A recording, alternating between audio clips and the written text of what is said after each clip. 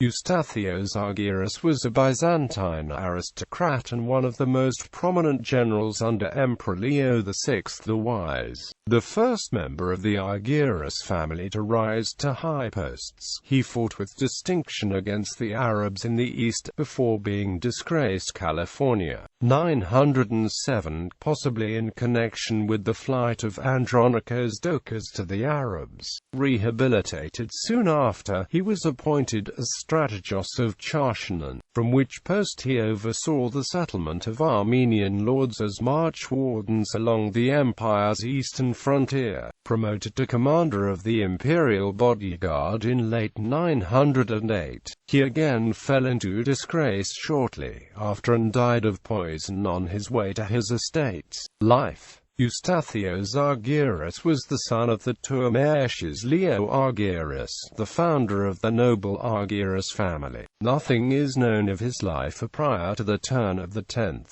century, although he may have been in imperial service as early as 866, when a man of the same name is recorded as protostrator of the sees of Bardis in connection with the latter's murder on the 21st of April. The Byzantine historians praise Eustathios Argyros as an intelligent, valiant, prudent and just man, and account him, along with Andronikos Doukas, as the best of Leo VI's generals. The historians Jean-Claude Chainet and Jean-François Vanier, experts on Byzantine prosopography, consider him the true founder of the family's glory. His life is only known after 904. At this time, evidently after a succession of unknown military commands, Eustathios had reached, according to Theophanes Continuatus, the rank of patrikios and hypostrategos of the Anatolic theme. The significance of the term hypostrategos has been debated. Normally it would designate the second-in-command to the strategos, a military governor of a theme, but Vanier suggested that on account of his high title of patrikios, Argyros was actually the strategos.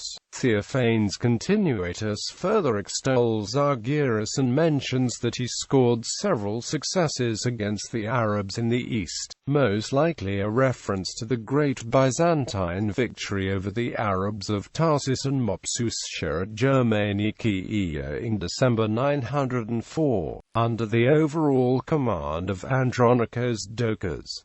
He then fell into disgrace and was exiled, although no details or reasons are offered for his exile. This has been interpreted by modern scholars as being connected to the failed rebellion and flight of Andronikos Doukas to the Arabs in 906 to 907. Eustathios was rehabilitated soon after, if indeed his disgrace was related to the flight of Andronikos Doukas. This happened likely in 907/8, when Andronikos Doukas' son Constantine escaped from his Arab exile and returned to Constantinople, where he was pardoned by Emperor Leo. Eustathios was then appointed as strategos of the border theme of Charsianon, a position notably inferior in rank to that of the Anatolics that he had held previously. The Argyros family, however, had strong connections with Charsianon, from which it hailed that he received the return to imperial service of a number of Armenian lords, Melias, the three brothers Besakios, Gregorikios and Patsons, and Ismail, who were established as march-wardens along the empire's eastern border. Of them, Melias in particular would go on to become the founder of the theme of Lycandos and one of the main Byzantine leaders in the wars against the Arabs over the next 30 years. In late 908, Eustathios Argyros was promoted to the rank of magistros, the highest court dignity open to someone not a member of the imperial family, and the post of drungary of the watch, i.e., commander of the imperial bodyguard, and replaced as strategos of Charsianon by Constantine Doukas. About a year later, he fell again under Leo's suspicion and was ordered to return to his family's estates at Charsianon. Again, the reason is unknown. Perhaps, according to Chainet and Vanier, it was a result of the unreliability of the Armenian lords he had welcomed into the empire, who frequently went over to the Arabs. On the way, he died after taking poison by one of his servants, and was buried on Spinon, the summit of Mount Aaron, while historian Romilly James Yield Jenkins has suggested that Argyros poisoning was done through an agent of the powerful and scheming court, eunuch Samornus.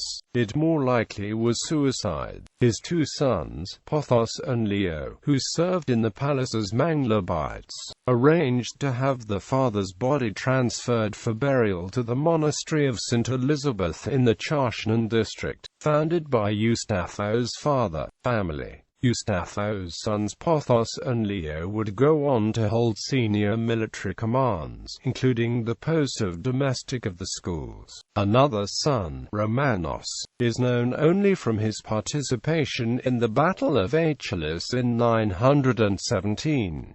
Leo Argyros married a daughter of Emperor Romanos I Lekarpanos, and was probably the grandfather or great-grandfather of Emperor Romanos III Argyros. Identity. Some modern scholars like R.J.H. Jenkins, R.H. Bolly and Ekardikov consider Eustathios Argyros to have been identical with the contemporary Admiral Eustathios, active in the years before 904, mainly due to the reference by the 11th century historian John Skylitzes that Argyros pursued a career in the army as well as in the fleet. This identification is rejected by other scholars like J. F. Vanier and Argillan. Furthermore, the admiral is given the surname Argyros in some modern works that distinguish him from the general, while others reject the surname entirely. According to the Prosopographie der Mittelbyzantinischen Zeit, a definitive decision can no longer be made, and the main argument for the two being different persons is the incompatibility of the careers. The Admiral Eustathios likewise experienced a tumultuous career with accusations of treason, rehabilitation, and renewed disgrace, and it is unlikely that such a man would again be entrusted with senior posts.